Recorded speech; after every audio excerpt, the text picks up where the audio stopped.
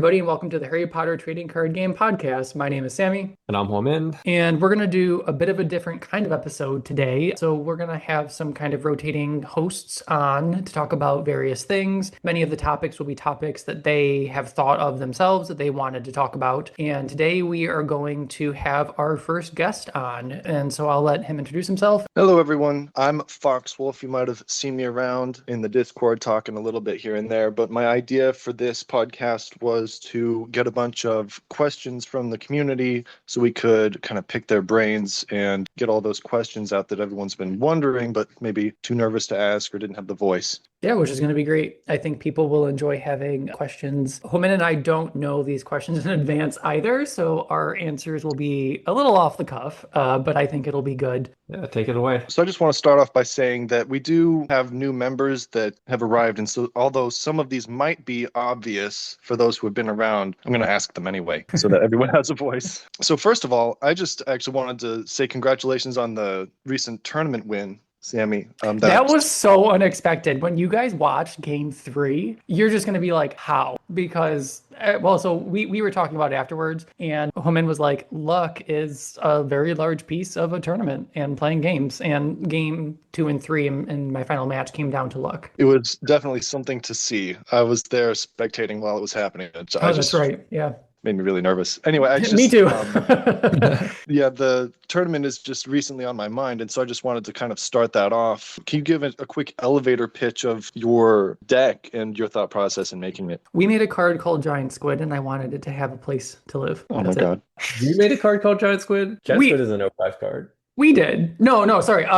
Squid Tentacles. That Tentacles. one. Sorry. Yes, that one. Yes, I okay. Yeah. Sorry. Yeah, this entire thing is totally Sammy. Totally. Yeah, so we made this card and I was like, it needs to have a place to live. And so I built a deck. And we also have been talking recently about how there really weren't many like creature decks really in tournaments lately. We made a joke after the last one that, haha, McGonagall creatures. And what did I do? McGonagall creatures. But I also threw in potions because the idea was creatures with anti-meta. And so my deck had pretty much all the potion pieces that are like anti-meta stuff. So like Mistbrewed Polyjuice, Chamber of Secrets, Azkaban, just a lot of stuff that stops your opponents, particularly with items, characters, and creatures. I had like other stuff, like I think I ran Table Trouble and stuff too. That was the idea. Make Squid Tentacles great again. Yeah, that's great. I love building a deck around a single card like that, and to actually see it as successful as it was something to see. Well, so the funny thing was I think I only played it maybe 2 or 3 times the entire tournament because I just wasn't drawing. No, I just wasn't drawing it. But then when I did draw it and I could play it and it got me a lesson and it ramped me essentially, especially for my discard pile, it was incredible. Like it was so good because my top end was Welsh Green. So oftentimes it'd be a Squid Tentacles into a Welsh Green. And that would be exactly what I needed. And it was just wonderful. Really, really loved it. Nice. It was great to see. I've got another question here, moving on from the tournament. This is coming from me. I'm kind of curious. We see both Sammy and Waman, both of you in the Discord. We hear you a lot through like the podcasts and things like that. But there are other people who help things run behind the scenes, like to keep Accio up and running and tournaments. And I was wondering if you could tell us who the whole team is and maybe a little bit of history and what they do. There's a lot of components to the team. There's probably in total about 10 people that do, probably over 10 people that do various things. So Homin and I are obviously 2 of the designers. And then you all have also seen Frizz comment a little, and he's also on the design team, and Justin as well. And then we've had some other people kind of like come and go on the design team. Kenny is also somebody. And then Aram has recently taken over the tournaments, which is wonderful because now I can play in tournaments and before I couldn't. So that is, I'm very thankful for Aram to do that. And then we have a couple of guys who work on coding Accio on the back end. There's a couple of people. We have somebody from Untap actually that works with us to essentially port Accio into Untap, so it just updates automatically. And then I think 2 more web designers on the back end. And then there was somebody in the French group that built a web page on our website for the French players. And then there are two people who are currently working to scan in the original 5 sets and make high quality versions of them. And we should have 2 more sets to release high quality versions of in the next month or two because of their work. So there's a lot of people who have very specific like skill sets. And then we also had Stefan, who built most of the templates that we use for a lot of the cards as well, and did a lot of the early graphics that built most of what we use now for the revival. Did I miss anybody, woman? You know better than me. I just sit here and design cards. Like you're the one that wrangles people. Well, so I will say, like, while we're both on the design team, Huimin is somebody that does most of like the wording stuff on the cards. So when we're doing final like edits or whatever, he is very good at the language pieces. And then him and Aram usually do like the flavor text pieces. So people have like specific things they do outside of just like we design cards, even though that's the main thing that we do. Got it. Okay. You also forgot the person in charge of doing art is you.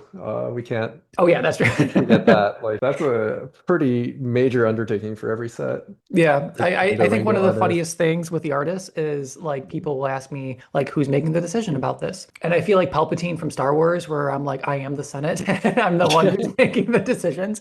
But then also like when we design a set and we're in like the final phases, there's always 5-ish cards where the artwork doesn't work or the name isn't working, and so as a group we're kind of finding the last like 5 to 10 pieces of artwork because we need to make the pieces just work together. So it kind of culminates everybody doing a lot of stuff at the end, but people have like their individual roles at the beginning too. Great. Basically. That's a lot of people and a lot of work that needs to be done. And you have some artists who have been around a while as well, right? Yeah, Paolo's been around since the beginning. Sophia's been around since the beginning. We actually had an artist who drew for HOS that then went away for a while and then came back for the most recent set. Or the upcoming set, one of the two. And then other ones who've just like continually drawn for their own stuff and just give us permission, like all kinds of stuff. Yeah. If a member finds out that maybe something isn't working or they are new and they want to contribute in some way, maybe do art or maybe they're good at coding or something, who should they reach out to? Sammy.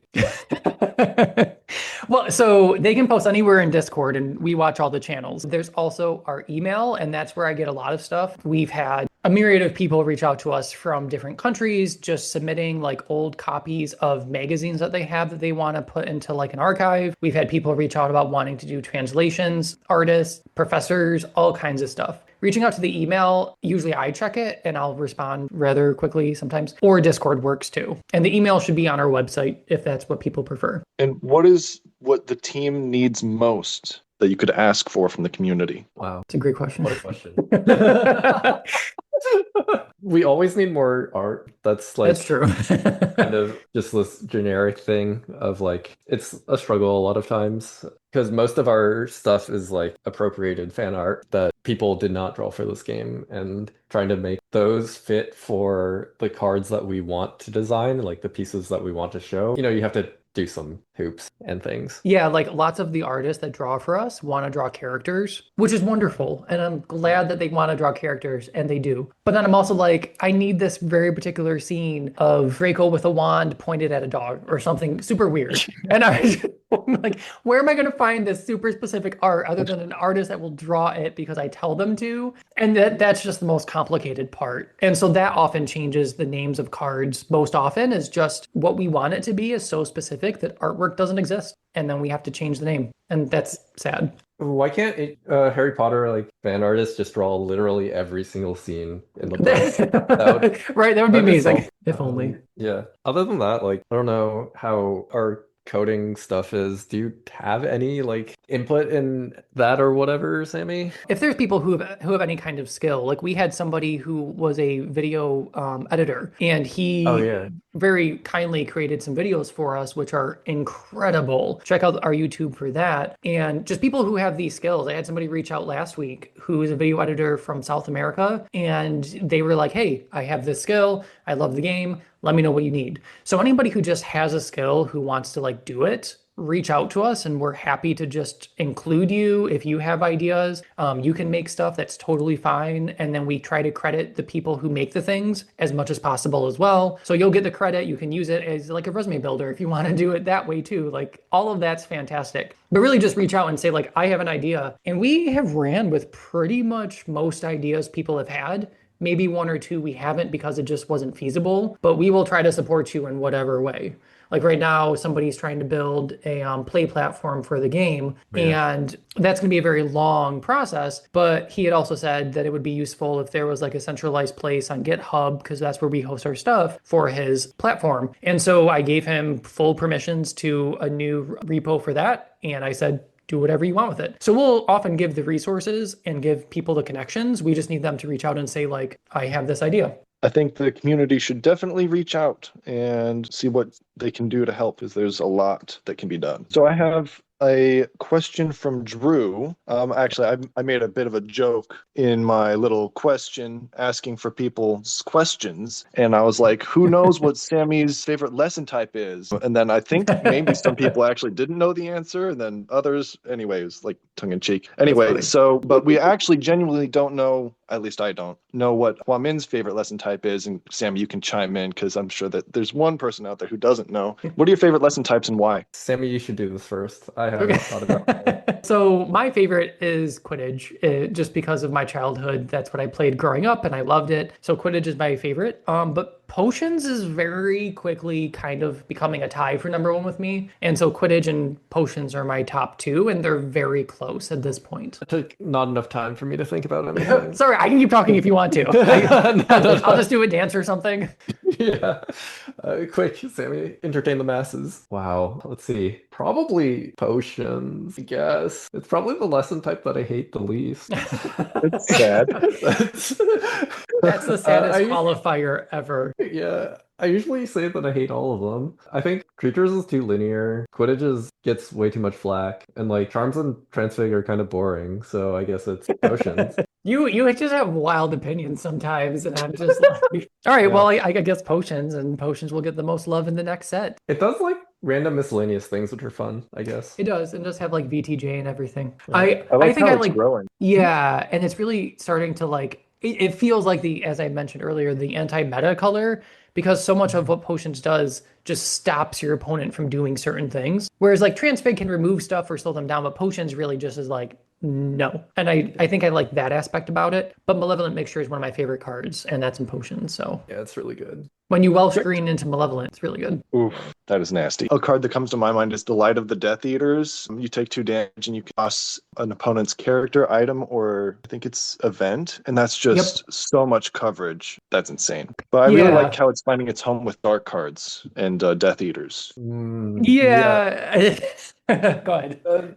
Death or Dark is a subtype that exists. I'll say that. Yeah, we've definitely struggled to like find a good home for the dark keyword. I think Quidditch World Finals, when we were designing it, we said very specifically we want to have like X number of dark cards that do this particular thing. I don't think it still came through as strongly as we wanted to, but we're kind of getting there. I think it'll be easier once Voldemort returns and we're able to actually like significantly have dark be, I don't know, more of like a deck and an archetype. I think they'll be better at that point. That is a perfect segue into a question I have. When will we expect the next set to be released? Not on the timetables currently. And also, it is not Lord Voldemort Returns. I mean, I've talked about it before, like after the release of GOF, I think. You can find it buried in some Discord channel like a year or two ago. Yeah, we're doing a Triwizard Tournament, and then probably Lord Voldemort Returns after. So like Triwizard Tournament, we're probably still like a year out, half a year. No, probably like I'm hoping for next summer. Next summer. Yeah, probably like almost a year out. Mostly beginning stages. We're about halfway through with a design. Are we? Yeah, we're up to 40 cards out of probably 75 or 80 designs. So we're over halfway designed. I don't believe it. How are we I mean, you don't have to, but like that's the truth. But if possible, I will try to get us to sneak in a mini set somewhere. But the topics of that set and if that will happen will be a question mark. But if we do a mini set, it would likely be in like late winter, early spring, maybe December, no, maybe like January. And then that would mean that Triwizard Tournament would come out in like August, maybe. If there's no mini set, then I'm hoping that this comes out in like June. I don't know. Timetables are pretty flexible right now. Mini set's also pretty flexible. What were your ideas for that? Now that you brought it up, it's like So there's a Marauders era like one that you're there thinking about. is, but my number one thing I would love to do for a mini set would just be a house mini set where all the cards just care about the house card and we just build that up more. Wasn't that supposed to be Hogwarts of History? I don't want this anymore. So Hogwarts of History was supposed to be based on the book, not Yeah, yeah. necessarily on like the houses. I would want one that is like just the houses. I'd love to do the Bloody Baron. I would love to do the Grey Lady. I would like to do a good version of the Fat Friar. So there's just a lot of things I would like to do. Wow, hating on Fat Friar. He's I like, am hating on despite being a Hufflepuff, I am gonna hate on the Fat Friar because that first card it's just not not good. unplayable. I I'll think say that's that. very unplayable. Draw 2 cards, deal 2 damage, and heal 2. Like something. Once per game. If it was more than if it was like use an action to blah blah blah, maybe, but still not great by any means. Once per game is just like Someone's a hater. I am well, do you like spew Fat Friar and that's how you start the game? No, of course not. Like he's only worth it if you play him for 1 action and then he sits around to die like picking on Neville. I mean, I guess. Even then, I don't know.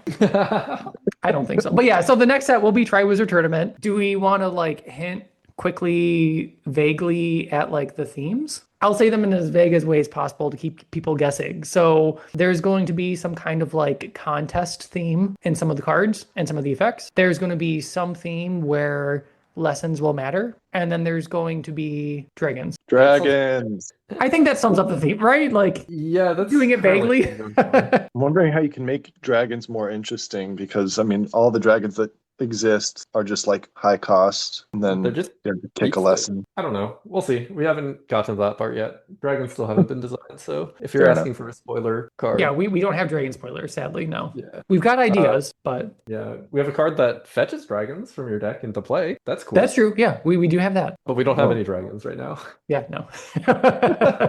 I think there's a lot of dragons to choose from, so I'm excited to see what they'll become. So Ren's Collectibles asks, will the revival team continue making cards beyond the last book? And I know that could be like 10 years out. You have a lot on your plate. But Ren's Collectibles is asking, maybe will you go into the other lore of the universe, maybe Fantastic Beasts or maybe Hogwarts Legacy? Question mark. Yeah, I think that we would probably be touching on that stuff in between the book, like sets on the actual book, rather than like going into them after. But I don't know. I don't know anything about Hogwarts Legacy or Fantastic Beasts. I haven't seen the movies. You can hate on me for that. It would kind of, I mean, it is a decade away at this point, which is totally fine. But like when we planned the Prisoner of Azkaban block, we planned that to have a mini set in between for Hogsmeade. And when we did Goblet of Fire, we didn't plan for a mini set to like tie into the larger book. So when we design the next 3 books and we plan those out, we may plan out to have mini sets that do cover the things. So we may not need to, but there's probably so much lore that we probably could. It just really depends on where everything is at in 10 years and whether we still want to do that 15 years into doing this. Or I'm just gonna peace out. Yeah, that's true. We'll Yeah, it's see. kind of contentious. I know there's a lot of diehard fans who only do the 7 books and that's it. I Yeah. guess we cross that bridge in 10 years. Yeah, I mean, Yeah. if we're alive in 10 years, that would be True. pretty cool. Optimistic. Hopefully we're live. I have an easier question for you all. This is coming from me. I'm just so confused about why Care of Magical Creatures got shortened to F. Can you explain that for me? So this goes back, I think it was with the launch of Accio and the original dev that was working on it, whatever the code was, each lesson type needed a single character code for whatever reason. And It's not Akio. It's from Lackey. was that a Lackey build thing? Yeah, it's Oh, okay, I that think makes it's sense. the original maker of the Lackey whatchamacallit. I can't think thing. of his name right now. It's Trevor or something? Oh, you mean like the original back in like the 90s? Yeah, Trevor. Yeah. Yeah. He was the one that made it. And then he put in F for Care of Magical Creatures because I guess he was like, I don't know what single letter code I needed for Care of Magical Creatures. Yeah. Wow. Yeah. Just needed a random letter. That's why. Just that Yep. simple. Yeah. There's nothing. Fair enough. So don't blame us. I thought there was some hidden meaning, but that's okay. Nope. No. Fair enough. I'm actually super interested about this question from Drew. What is your favorite and least favorite O5 card and why? Oh, Wow. that's a hard question. Yeah, and take your time. I mean, my favorite is probably Malevolent Mixture It's a good because one. I run the card in almost every deck I can that has potions. I just really like it. It's Oh my gosh, can probably I my chime favorite. in? I just wanted to say, Malevolent Mixture was the one single card I could never find as a kid. I had every Oh, other from the base set. I couldn't get Malevolent. yeah, but I just love that card. It's probably my favorite O5 card. I'm a contrarian, so I'm going to talk about things I hate. And it's probably too easy to talk about any of like the banned cards. Like, oh man, my least favorite card is Caught by Snape. What a surprise! But I think of like the cards that have not hit like the banned or restricted or like watch list. Okay, I'm going to talk about a watch list card. It's Table Trouble because I think the Uh, card is really problematic. Existing at 5 to kill all items is like it makes a lot of design and stuff kind of difficult. it does. Yeah. Ooh, that's actually a quick question that I have. I thought about it recently. Like, what other cards limit design that we wouldn't normally think of as the community, right? What else is there? Well, I Yeah. feel like we banned Wand Shop and that limited design in a lot of ways. Yeah. Draco Malfoy, all of the Draco professors. Slytherin. Yeah, a lot of professors. Like just the splashability of colors is oftentimes really hard to work around. Yeah, anything that just gives like you can just put it in any deck and it's just gonna improve it, like Pomfrey, Peeves, Yeah. just all those characters. Characters in general, just really characters and adventures. I feel like the O5 ones were just so good that it makes it very difficult to design another character or adventure that isn't broken but matches their power level. Stuff like Through the Arch is really problematic Yeah. in that if we want to make another adventure that stops spells, like how are you going to compare it to Through the Arch? Because if Hmm. it's like worse than Through the Arch, it'll just never get played. If it's Hmm. better than Through the Arch, that's broken because Through the Arch is already very borderline. And if it's like exactly the same as Through the Arch, that's also problematic because now that you have 8 Through the Arches. Yes. And then I would also say that just in general, the power scaling that the original designers used for cards Oh yeah. makes balancing and designing cards also really, really difficult. We've talked about this on a previous episode. I'm going to go to the creatures because it's the easiest to Yes. understand and explain. Super But just linear. yeah, it's linear and then like trying to figure out like how do you adjust the power by one to give it an effect but still make it playable like and but even just beyond creatures like even the items, some of the damage spells, like it just really limits and hinders how we can design cards, which is good because then we can't just do whatever we want to, but it's bad because we can't do whatever we want to at the same time. So Yeah, that's definitely one of the reasons why I'm like, I really don't care about power creeping bad cards. Like, great. I like guess Plimpy. Plimpy. Or Curious Raven. Yeah, Yes. Plimpy is just a better Curious Raven until we get Bird Tribal. Still holding out on that. Like Mountain Troll. No one's ever gonna play this card because it scales linearly. It's the 8 for 4/4 that follows like Vicious Wolf and Curious Raven and Yeah. Ravenclaw Eagle. I don't care about power creeping this card because it's just bad and can't see play. Yeah, so I think it's really kind of a mixture of those things. Yeah. And then also wanting to like respect the nature of the original game and a lot of like the components there. It's easy to design within them, but also difficult at the same time because we don't want to make a different game. We want to like try to stay true. So I think that's just a challenge picking up somebody else's project and then trying to finish their project is staying true to their original intentions too. Yeah. I think it's my job as the person asking the questions to push a little bit gently. Sammy, do you have a least favorite card? And Huaman, do you have a favorite? I'm not going to force you, but We totally got off topic. We did. Sam, I don't really have like a least favorite card. I would say I'm not really a big fan of healing cards. I just don't really play them, but that doesn't mean I like dislike them necessarily. I would probably say cards that are more designed specifically for draft, I just don't really enjoy. And when I say that, I'm thinking more of like, is it Mopsis Potion? That's like 8 cost for 3 damage or something. And like these just incredibly awful, awful cards. I just Potion's Mistake. Love it. there's like a whole slew of them, like Dog Breath, or like the ones that don't discard potions lessons. So the designers were like, all right, let's have them deal 1 damage and 2 damage. yeah, Hair like raising potion, like Jesus.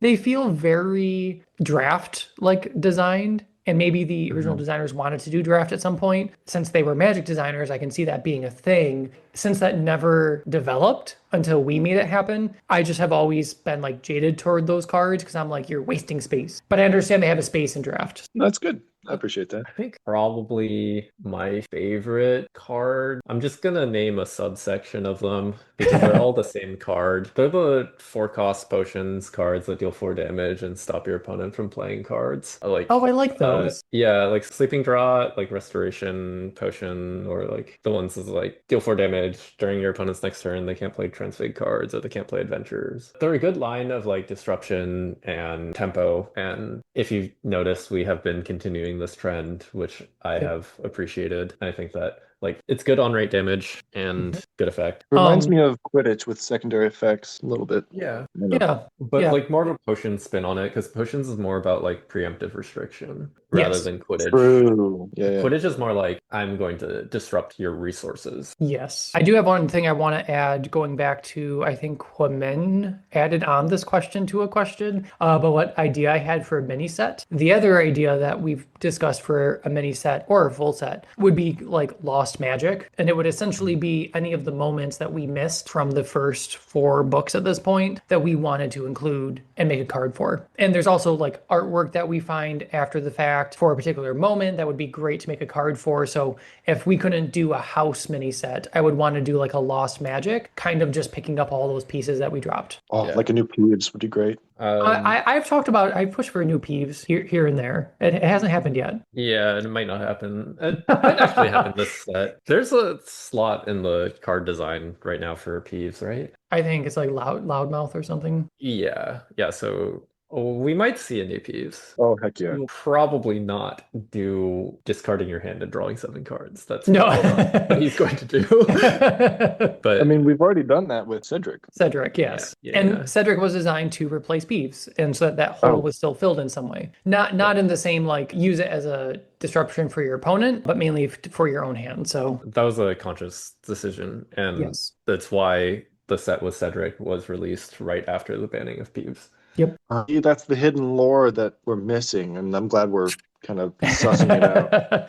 Yes. I have another question. This one is from Morph about the design of Lee's Tarantula. For those at home who don't exactly remember the wording of Lee's Tarantula, I don't blame you. It's when this card is put into your discard pile from anywhere, put a spider not named Lee's Tarantula from your discard pile into your hand. That's extremely unique and pretty strong, and Morph loves it. Yeah, we can talk about the design of it. I think this whole idea, oh man, correct me if I'm wrong. I think Stefan had originally proposed it because of what's that magic card when it leaves your deck not through drawing? It's like Narcomoeba.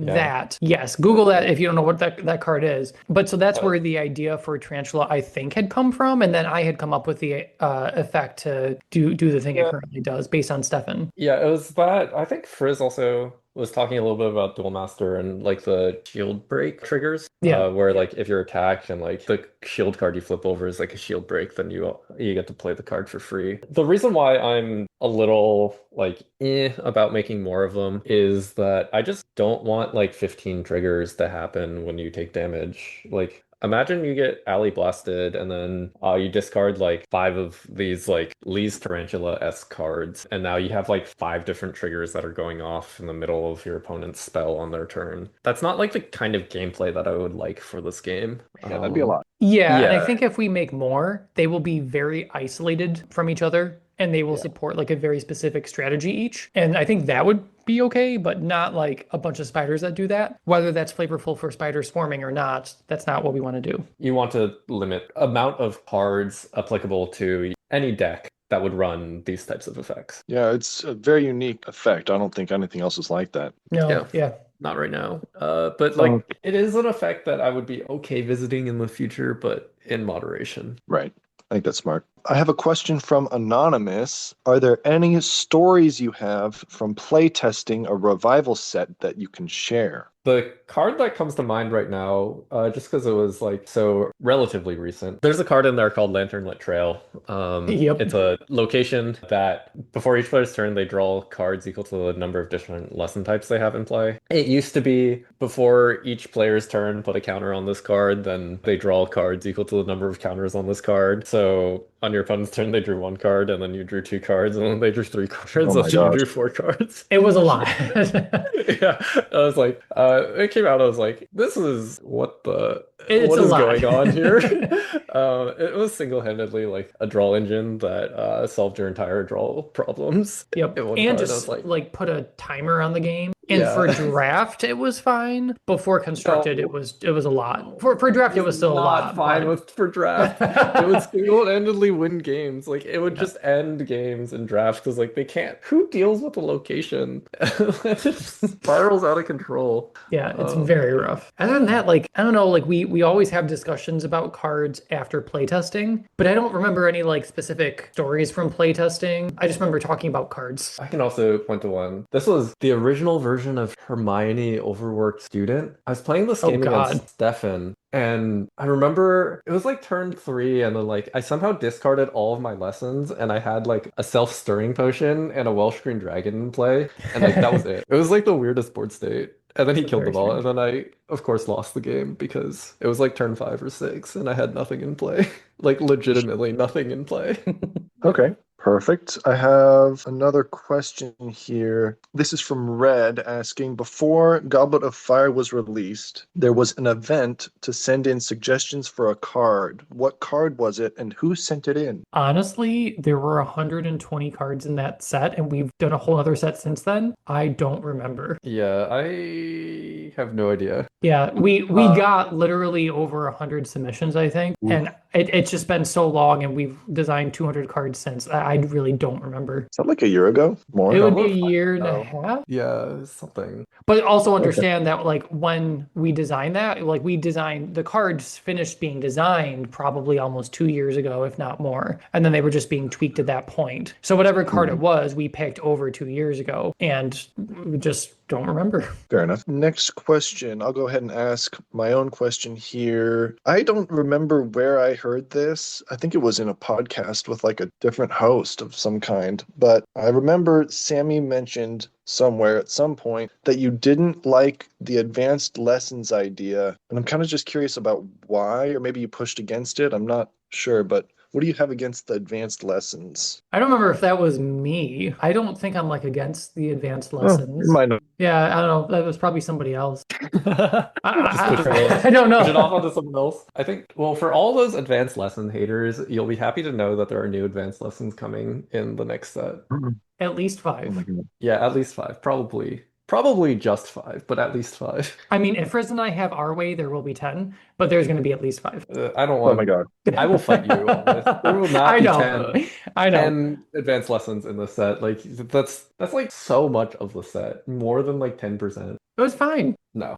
No. I So, Done. wouldn't I be don't doing know. my job if I didn't ask for more detail or some sort of hint. Do you have anything you can give us about these lessons? Monocolored. Currently, Monocolored. there are lessons that you can use an action to discard them and do something. So, like, Ooh. you play them, and then if you don't need them later, you just action discard them, get some small effect. The only one that I can remember right now is the charms The effect, charms. which is yeah, because Yeah, it's because like it's the best. yeah, sure. Currently, it's a lesson advanced. It provides one charms power. You may use an action to discard this from play. If you do, return an adventure to an opponent's hand. Ooh, So like bounce and adventure, yeah. Because it's that's really good. yeah, it's really Yep. good.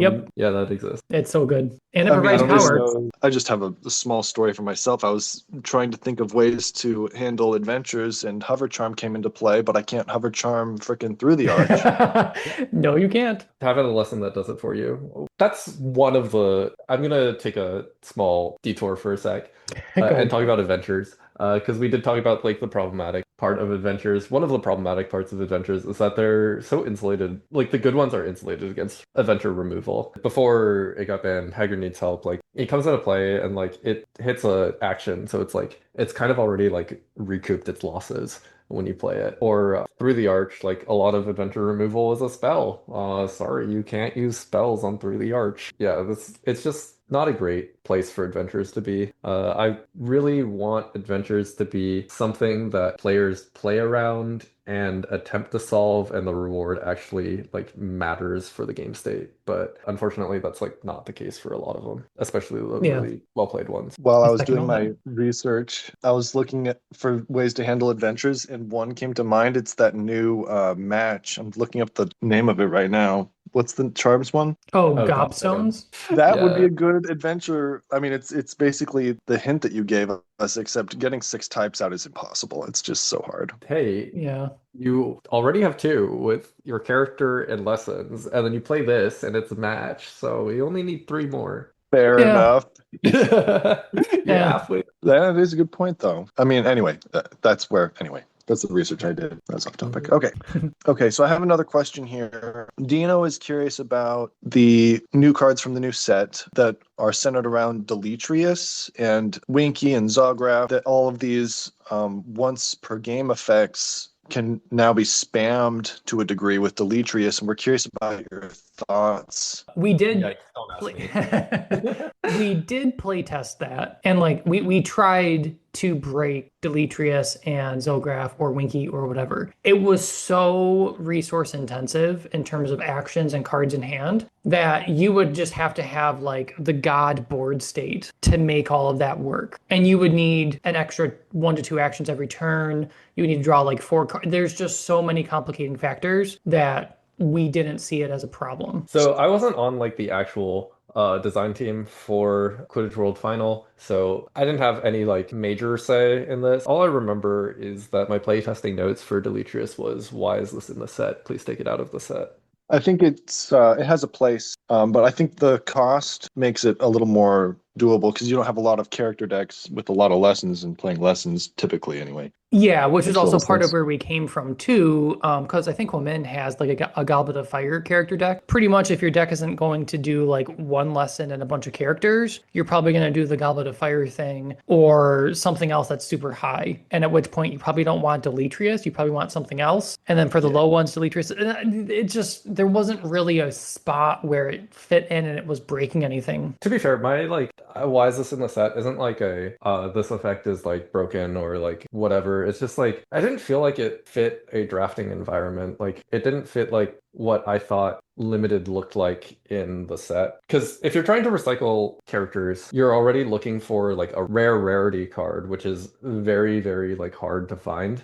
already. So like you're trying to find a Zograf and like you're only probably seeing a Zograf in like every one in like 80 packs or something, right? Or not 80, like 30 packs. Every 10 people will have one Zograf. And that's just like it can't do its function if it's not like giving you more value than it's taking away. Yeah. Yeah. Cool. I've got a new question, unless there's something else you want to add about that. No. No. No. Okay, so I actually like this question from Drew. I'm going to try and phrase this properly. So, when you design cards, what is one of the worst, quote unquote, cards? I'm thinking like competitively worst that actually ended up being good, and then flip that coin. What's one of the best cards that you actually thought was good but ended up being not as good? Or actually, let me see how he phrased this. It ended up being forgotten in the depths of Accio. That's That's a true. great way to frame it. Yeah. I actually know the one that Humin thought was going to be awful that ended up being much better than he Everyone. thought. Yeah. Everyone knows this one. Swallowed Snitch. We He talk did about not this think it was so going to be much. good. Yeah. And it ended up being very, very good, which is cool.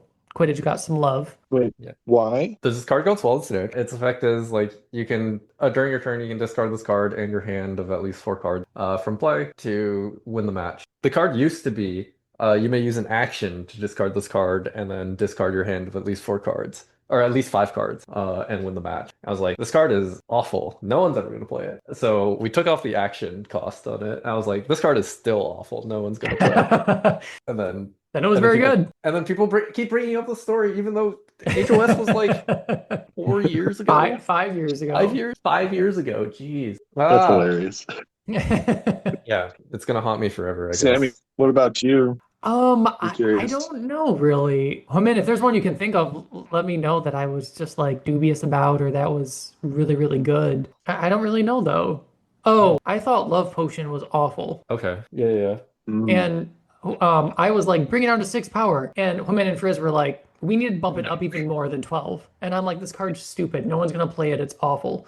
And now look what it's doing and how big of a problem it is. Yeah. So that's Well, I one. mean, problematic because of brass scales, which is kind of problem. Yes. And like it's this is also like part of like that table trouble discussion that I talked Yeah. about before, but like table trouble is problematic. And also we can throw Draco Malfoy Slytherin into there because he's also problematic and like causes strange design problems. And Yeah. then there's just other stuff that starts to pop up somewhere, like loops that we didn't see or just things that we didn't catch in playtesting. I can't think of any specific example right now, but just things that popped up and we're like, oh, we probably should have caught that, or this could be a problem down the road or something. Yeah. Right. And if that ever happens, you're quick to fix it. I remember Scabbers' disappearance, like it was Yeah. out for a Yeah. day and then poof, changed. Yeah, that was a Yep. pretty big problem.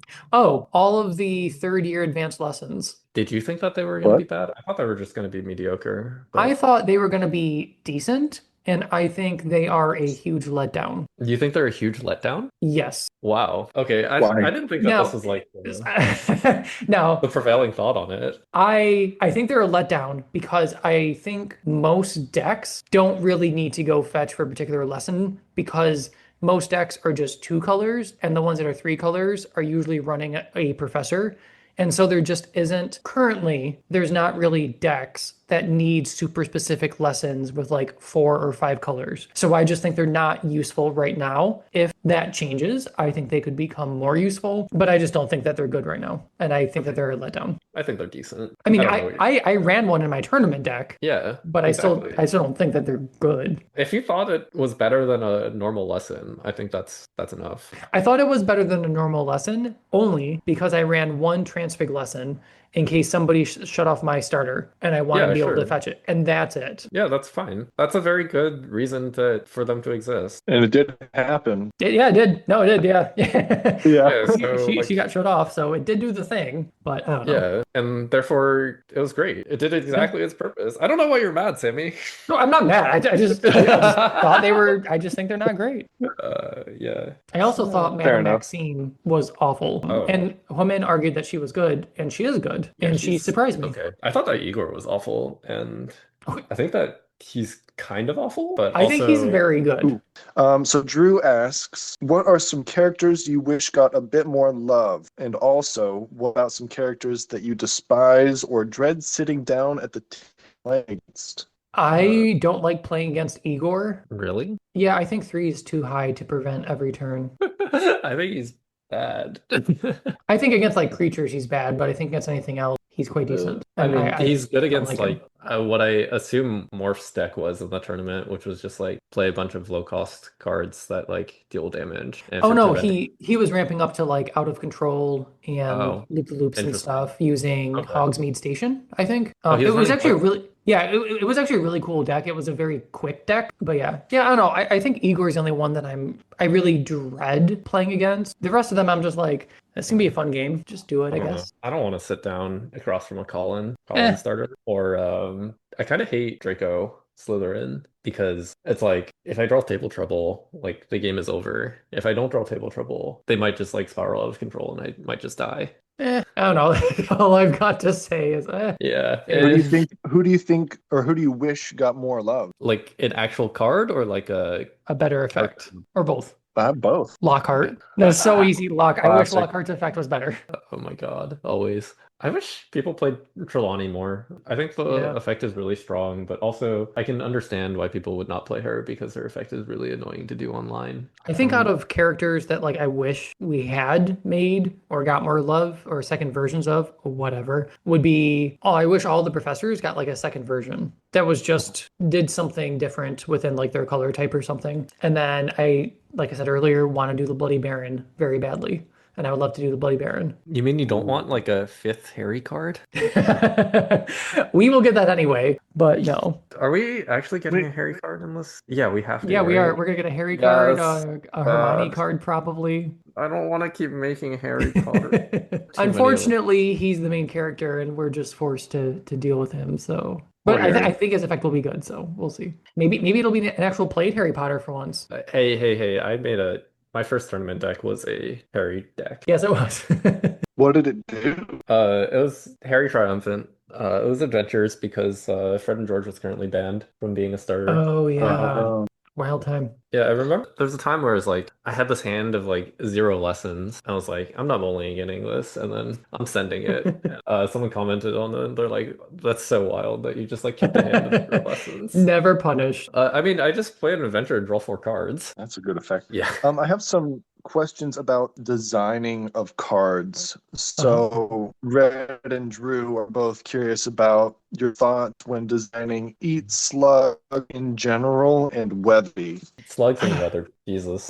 These are these are some cards. Yeah. Well, we wanted a card named Eat Slugs. Like that, we just knew that we wanted that because it was just so like iconic. And normally, and it started by making creature tokens, which I was very quick to shut down after suggesting them. And then I don't know, I think it just became kind of like a meme. It was like Yep. one of the meme cards from HOS, and that's how Eat Slugs was made. I think yeah, someone just put down like do 2 damage to yourself. I was like, Stefan all did, right, yeah. let's just make it. So that's how Eat Slugs was born. Yep. I think Weatherby was like someone just like came up with the effect, and then we're like, all right, this is amazing. Let's send it. And I still like I still don't like the card a lot, but people were like, yeah, let's do this. It was a Rom came up with it. Was it a ROM? Yeah, Okay. and people love it. Like people love that card. Yeah, it's so good.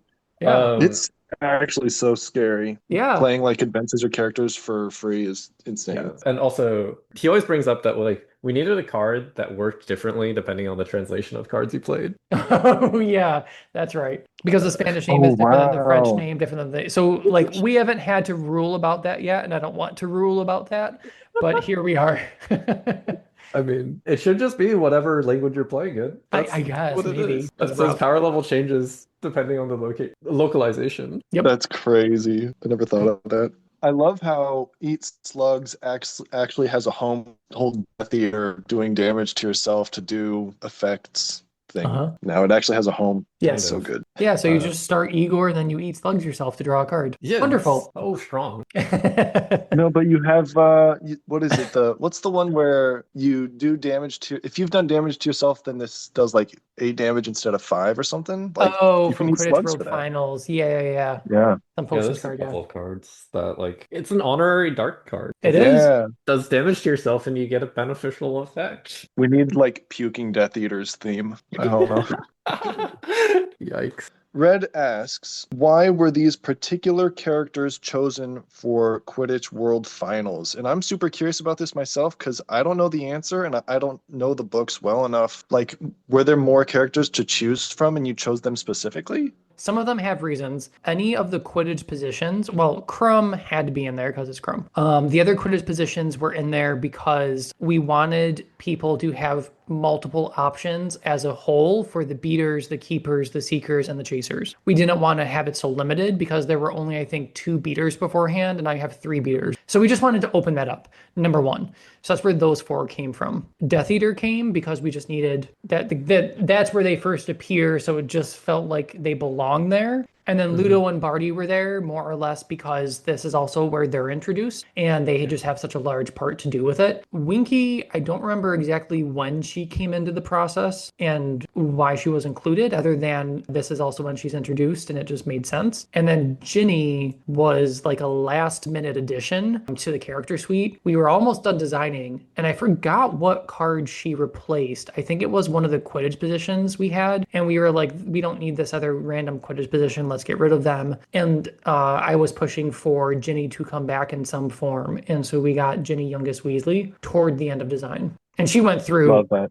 dozens of changes. Like her effect was so difficult. Yeah. I love the art. It's great. Yeah. I remember our like playtesting like comment thread was like gigantic. So big. so bad. Ginny was a problem because we wanted Ginny, but we didn't want like broken Ginny, Ginny from Ginny. '05. So balancing that was so difficult. I'm curious to see what happens with Peeves if we'll get the same treatment. This is actually our last question from Drew. What are your favorite and least favorite starting characters? Asking the hard question. These ones are really hard. I can answer this. I actually have an idea. My favorite starting character is Seamus Oh, yeah, because yeah. he's just like super versatile. Discarding cards to get actions can be used in like virtually any deck. He filters cards with Revelations, which is really strong. Yeah, not much else to say about that. My least favorite starting character is Seamus because he's too generically powerful. Probably I would like for him to be banned, but as a starter, but that's probably never going to happen because people don't believe that he's strong enough for that. He just like pushes out a lot of starters, I feel, with how powerful he is. I Yeah. don't disagree, but I would want to make sure that we have a replacement for him if we got rid of him, kind of like Peeves, and we just don't have that. I honestly think that like we're hitting the point where we have too many starters that give extra actions for doing random stuff. And like it hits a point where you're like, wow, I have like 5 characters that are all giving me extra actions. And then you play Lucius Malfoy and then the dream really comes true. And then you just win more. Yeah. But we've had this conversation too of like, so you're getting 5 extra actions. What are you doing with 5 extra actions? And often It's, there's not an answer to that. you're It's winning the just, game, obviously. are you though? Are you? Sometimes. The real winner is the person that took more actions than the opponent. It's not who decked out first. True. My favorite starters, I really like Angelina. I just wish that it was easier to get a match turn 2 consistently. I think that we should have designed Quaffle to be 2 power, not 3, and then I think Angelina would be better. You got World Cup tickets. Like, what do you Yeah, the want from tickets. Angelina? I want the lesson power stapled onto the search. That's what I want. The World Cup tickets puts it into play. It's not good enough for me. Sorry. Anyway, Also, so no, that's a great story for it's World fine. Cup tickets where we were designing it and it's like it just said search your deck for a match, put it in play, and then shuffle your deck. And then like halfway through, we're like, wait a second, we need to put search your deck for a Quidditch match, Yeah. put it into play. Make it specific. We don't want tickets to Gobstones matches. Poor Gobstones. Yeah, Yeah. getting shafted yet again. But yeah, so I love Angelina. And then I don't know, Angelina, I like Lynch a lot because he's Quidditch. You can sense a theme here. Yeah. Very strongly. Yeah, I that's what really like started it all. Trelawney. Yeah, She's Trelawney's just sick. yeah, she's just a little I think 3 would make her super playable, 2 makes her playable, and I don't know, it's just weird. And I would love Lockhart to work, but he just won't. Yeah, he's bad. Yeah, sadly. Poor Lockhart. I know. Poor Lockhart. Anything you wanna What's your add? least favorite? Yeah, yeah. Sammy, you didn't Oh, ask. my least Or you favorite? didn't answer. Oh, shoot. Least favorite. I Yeah, don't don't know. give me a meme answer like mine. I don't know if I really have like a least favorite. I don't know. I mean, Igor, I guess I'll go back to Igor because I don't like, I just don't like the amount he prevents every turn. If it was like just your turn or just your opponent's turn 3, I'd probably feel differently. But every turn 3, I'm just like, that's a lot. I don't know. He's probably the one I dislike the most. Well, that's actually all my questions. So thanks for giving me the opportunity to ask. Thanks for collecting Thanks. all the questions and asking. We couldn't have had this without you. Very true. Happy to help. Yeah, and that's actually a really great plug. If anybody else would like to be a guest on the podcast and has an idea that they would like to use as a podcast topic, feel free to reach out to one of the 2 of us and we can organize that. We'll find a time to do all the recording and chat and everything, and then you can be a guest with us and have a nice little chat with us. Until then, oh, go ahead. Wait, when Sammy says reach out to one of us, he actually means reach out to Sammy. Yeah, reach out to me. Or reach out to the email, which will be in the show notes and everything. It'll be me that responds, but reach out to the email if you're not on Discord.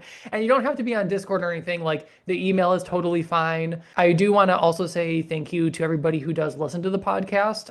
We get analytics, and we are consistently in the top 3 for card games for podcasts. So it's just really cool to see that stuff. Thank you all for listening and enjoying our sometimes pointless conversations about this dead game that we just just still love. It's really, really nice. And with that, we just wrapped up a tournament, so we don't have a tournament coming up in the next month or anything, but there will be one sometime in like November, December-ish. And then we'll also do some type of drafting event sometime in that round as well. Until then, follow all of our socials. We'll be uploading videos from the previous tournament to YouTube within the next week or two. Our next podcast will probably be about the tournament and the decks in it. All the decks will be released today. And until next time, we'll chat with you all later. See ya. Peace. Thanks for having me.